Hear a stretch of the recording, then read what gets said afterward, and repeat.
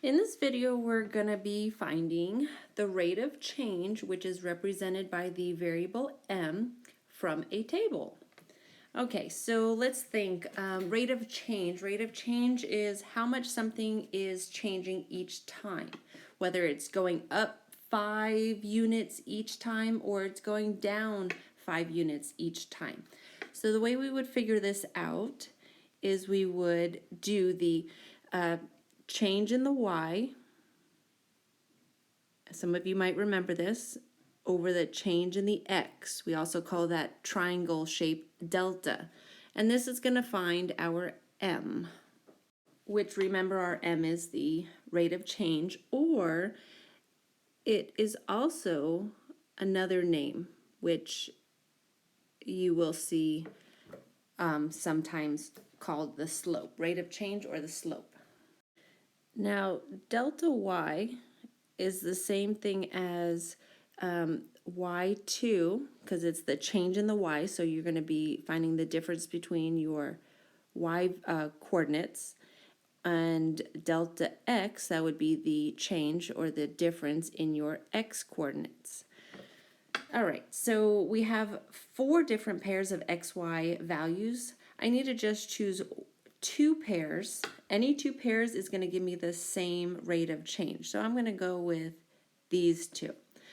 If I want, you don't have to. It is helpful if you label. So that's my first x, that's my first y, that's my second x, that's my second y, if you want to. So now when I'm figuring out my m, it says in the little formula over here, y2, and I can see y2 is the 6 right here. So then that would be 6 minus my y1, which is 4. And then my x2 is here, it would be 2 minus my x1. So that's going to show me as 2 minus 1 when I do my calculation. 6 minus 4 is 2, and 2 minus 1 is 1.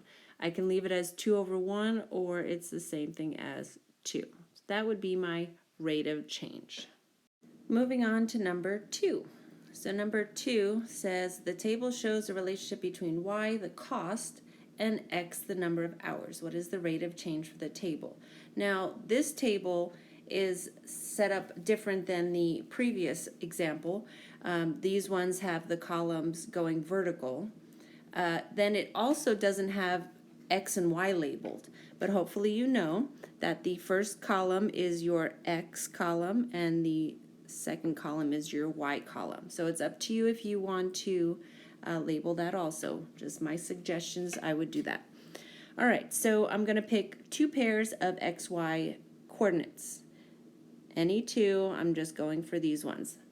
So if I were to label this x1, y1, x2, y2, and I know this is helpful for some of you, it gives it a little bit more organization. Okay, so my formula says y2 minus y1, x2 minus x1. So I'm going to substitute in my numbers. y2 says 14, and that would be 14 minus my y1, which is 6, and then my x2 is 3 minus my x1 of 9. And I calculate that. 14 minus 6 is going to give me 8. And 3 minus 9 is actually going to give me a negative 6. 8 and 6 can be simplified by dividing out a 2 because they're both even. And if I do that, 8 divided by 2 is 4. And negative 6 divided by 2 is a negative 3. That right there is completely simplified. That would be my rate of change, my slope. Next example, number 3. So I'm going to work out number 3 a little bit different for those of us who prefer this other option. Well, it says the table shows the relationship between y, the amount of money earned, and x, the number of hours worked. What is the rate of change, m, for the table? So we have our number of hours, we have our money earned. It doesn't have it labeled as X and Y, so I'm going to go ahead and do that. So I remember that's my X, that's my Y. So I'm still going to choose two pairs of XY coordinates. I'm going to go ahead and choose these two. All right, so I know that it's going to be my change in the X's and the change in the Y's. So let's start with the Y, and this is my X. From 80 to 120, that was an increase of 40. And from 4 to 6, that was an increase of 2. Then I'm going to take my values and I'm going to do the Y over the X, the change that I got in the Y over the change in the X. So 40 over 2. They're both even. I'm going to go ahead and divide out a 2 from both, and that's going to give me 20 over 1, or I could just have 20. So my M, my rate of change, is 20. That 20 over 1 is the same thing as like saying for this particular problem, $20 per hour. So 20 for 1 hour. Okay, last example, we have number 4, and number 4 says the table shows a relationship between Y, the height of the plant, and X, the number of days. What is the rate of change, M, for the table? All right, so I'm gonna start by labeling, that's my X value, that's my Y value. Don't forget the formula is the change in the Y over the change in the X, delta Y over delta X. Choose two pairs of XY values. I'll go with these ones.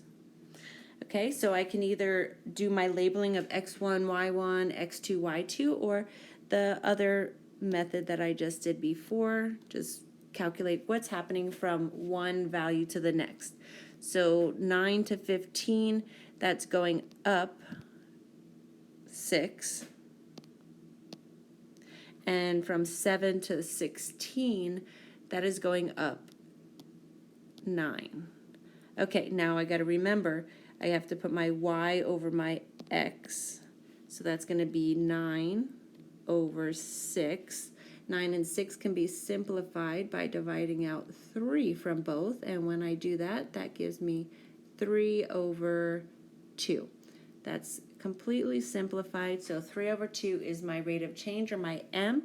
Now, if I wrote that rate of change in terms of this particular problem, that would be saying basically 3 inches every 2 days.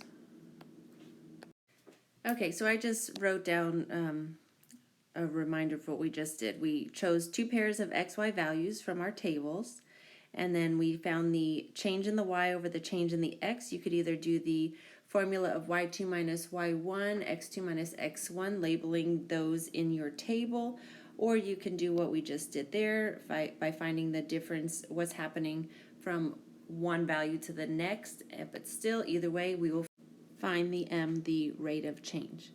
Good luck on this assignment.